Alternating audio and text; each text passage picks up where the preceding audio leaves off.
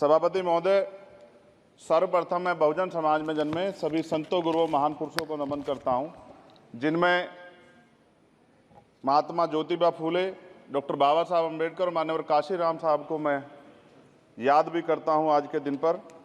साथ साथ नगीना की महान जनता और भीम आर्मी और हमारी पार्टी आज़ाद समाज पार्टी काशीराम के साथियों का भी धन्यवाद करता हूं। इसके बाद अपने कुल गुरु जगत गुरु सदगुरु रविदास जी महाराज को भी मैं नमन करता हूं, जिन्होंने दुनिया को लगभग 600 साल पहले बेगमपुरा शहर के रूप में दुनिया का सबसे महान लोकतांत्रिक दर्शन दिया।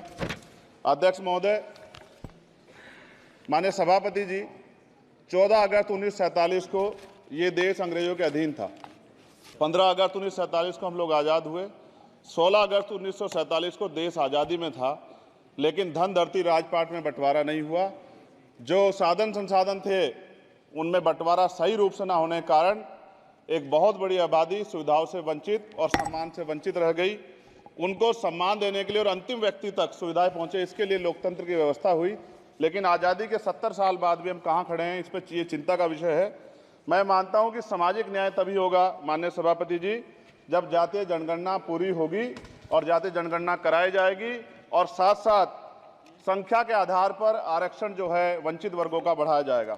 उसके साथ साथ जब राष्ट्रपति जी अभिभाषण पर बात रख रही थी तो उन्होंने शहरी और ग्रामीण क्षेत्रों के विकास की बात कही और ये भी कहा कि दुनिया में सबसे उत्तम शहर हमारे यहाँ बने। लेकिन माननीय सभापति जी, 70% आबादी तो गांव में निवास करती है, तो गांव की आबादी के बारे में भी सोचना होगा कि उनका जीवन कैसे बदले। माननीय सभापति जी, उच्च शैक्षणिक संस्थानों में बहुजन समाज के जो छात्र हैं उनके साथ कास्ट एट्रोसिटी हो रही है, निरंतर उनकी हत्या हो रही है। साथ साथ जो सरकारी कर्मचारी हैं दफ्तरों में, उनके साथ भी जो SC ST OBC और मुस्लिम और अन्य धार्मिक अल्पसंख्यक, उनके साथ भी माननीय सभापति जी जातिगत और धार्मिक जो है शोषण किया जा रहा है। इसलिए मेरी मांग भी है कि पुरानी पेंशन को भी अध्यक्ष जी बहाल किया जाए। जो कर्मचारी देश की सेवा में लगे हैं उनका भी सम्मान होना चाहिए। साथ साथ सभापति जी, भाजपा ने चुनावी लाभ के लिए सबका साथ सबका विकास के नारे दिए जो खोखले हैं, क्योंकि 10 साल में दलित, पिछड़े, आदिवासी, मुस्लिम और अन्य धार्मिक अल्पसंख्यक के जो अत्याचार हुए हैं वो किससे छिपे हुए नहीं हैं। ये गलत है, ये बंद होना चाहिए। सभापति महोदय जी, महामहिम राष्ट्रपति जी के भाषण में निजी क्षेत्रों में SC ST OBC को रिजर्वेशन देने का कोई उल्लेख नहीं हुआ है, जो कि आज चर्चा का विषय, क्योंकि 98% प्राइवेट सेक्टर है, 2% सरकारी सेक्टर है, तो 98% प्राइवेट सेक्टर में भी हमारी हिस्सेदारी की बात होनी चाहिए। माननीय सभापति जी, आशा कार्यकर्ताओं, आंगनबाड़ी वर्करों, भोजन माताओं के वेतन वृद्धि पे भी कोई उल्लेख नहीं हुआ है, वो भी अभी नंगे, उन पर भी सोचना पड़ेगा। माननीय सभापति जी, जिस क्षेत्र से मैं चुन के आया हूं नगीना से, वो बहुत पिछड़ा क्षेत्र है।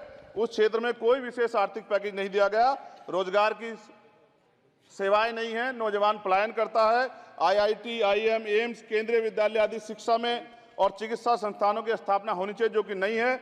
और माननीय सभापति जी, मानसून सत्र आ गया है, मेरा क्षेत्र बाढ़ से बहुत प्रभावित है, इसलिए मैं आपसे आग्रह करूंगा कि वहां के लोगों को बाढ़ से निजात दिलाई जाए। माननीय सभापति जी, चीन हमें आंख दिखा रहा है और लगातार हमारे देश की सीमाओं में घुसपैठ कर रहा है, इसलिए अग्निवीर योजना को हटाकर पुनः सेना भर्ती शुरू की जाए और साथ साथ भारत की सबसे प्राचीन व बहादुर रेजिमेंट में से एक चमार रेजिमेंट को पुनः बहाल करा जाए, ऐसा भी मेरा आपसे आग्रह है। माननीय सभापति जी, पिछले सारे प्रधानमंत्रियों ने मिलकर जितना कर्ज लिया है उससे दुगना कर्ज हमारे वर्तमान के प्रधानमंत्री जी ने लिया है। किसान अगर अपना कर्ज माफ कराने के लिए जाता है तो लाठी झेलनी पड़ती है, जबकि सरकार ने धन्ना सेठों का 15 लाख करोड़ रुपया माफ किया है। इस ओर हमें ध्यान देना पड़ेगा, हमारी आने वाली पीढ़ियों को ये कर्ज चुकाना पड़ेगा। माननीय सभापति महोदय जी, किसानों को MSP की लीगल गारंटी तथा किसानों का कर्ज माफ होना चाहिए।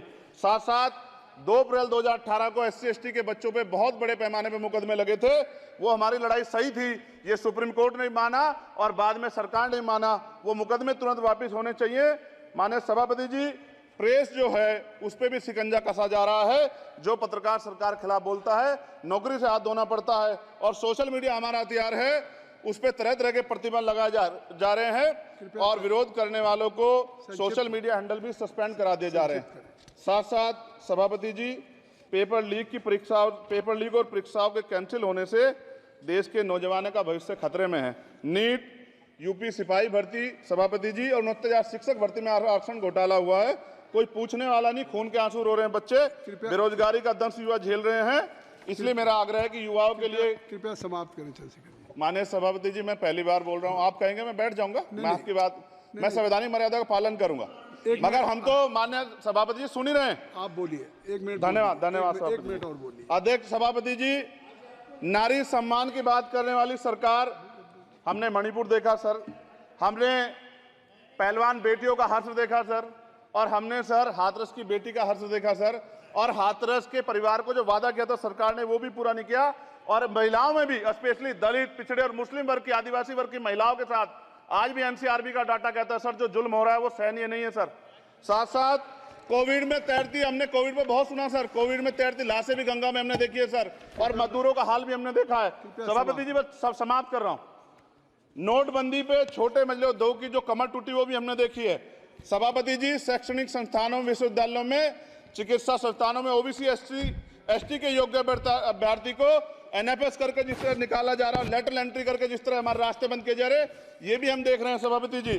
साथ साथ मेरा ये कहना है सर, ये सबका इशू है कि प्राइवेट कर्मचारी सर और सरकारी भी कई जगह पे 8 से ज्यादा घंटों से काम करते हैं, और उनको जो सर उचित वेतन भी नहीं मिलता। तो न्यूनतम वेतन 20,000 रुपए तय हो और 24 घंटे की ड्यूटी। उदाहरण के तौर पे यूपी पुलिस सर बहुत पूरा काम करते हैं वो लोग। वो राज्य के विषय हैं, आप यहाँ सर मैं आपके राज्य सरकार के लिए भी आपके संज्ञान में डाल रहा हूँ। विषय सर पुलिस सब जगह है सर, लेकिन सवाल ये है सर, बहुत पसीना बातें हैं, 8 घंटे की ड्यूटी और वेतन विसंगति, बॉर्डर स्कीम से उनको जो बाहर किया जाए। माननीय सभापति जी, 1 मिनट चाहिए सभापति जी। राष्ट्रपति जी ने धर्म के बारे में बात की थी। राम मंदिर से पहले हमारे गुरुगढ़ तुगलकाबाद का फैसला आया था राष्ट्रपति जी, वो सभापति जी अभी तक दिल्ली में स्थित सदगुरु रविदास जी महाराज का गुरुघर नहीं बना। साथ साथ सभापति जी, अपनी बात को खत्म करते हुए मैं आपसे कहना चाहता हूं कि जितना देश दूसरों का है सर, इतना हमारा भी है। हम मरने के लिए पैदा नहीं हुए, जो चाहता है हमारी हत्या कर देता है। मूछे रखने पे, घोड़ी पे बैठने पे, मटकी छूने पे हमारी हत्या हो रही है। क्या बदला है सर 70 साल बाद भी?